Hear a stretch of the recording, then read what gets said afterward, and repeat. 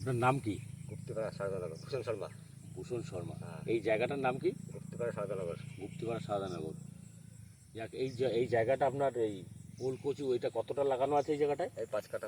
5 কাঠা লাগানো আছে। তাতে এইখানে কি কি সার পড়েছে? রয়্যাল গোল্ড 10-26 হুম। আর অল্প কাটা ইউরিয়া।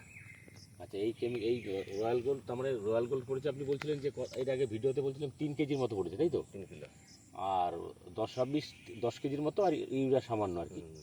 তাতে দেখা যাচ্ছে আপনার গাছের গ্রোথ হ্যাঁ।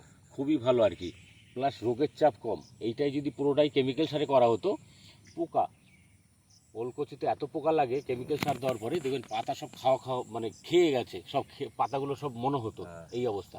কিন্তু বাট এইখানটা দেখবেন যে গাছের পাতা নেই, পোকা বলতে নেই, কিন্তু কেমিক্যাল সার হলে পোকার চাপ বাড়ে, এটাই স্বাভাবিক। যার জন্য কী হচ্ছে, ফাঙ্গিসাইড যেটা ধসাও কম লাগে, কারণ রয়্যাল গোল্ডের ব্যবহার আমরা দেখেছি বহু ভিডিওতে, ধসাও কম লাগে। সেটা আপনার জমিতেও দেখছি আমরা, ধসার পরিমাণ প্রচুর কম।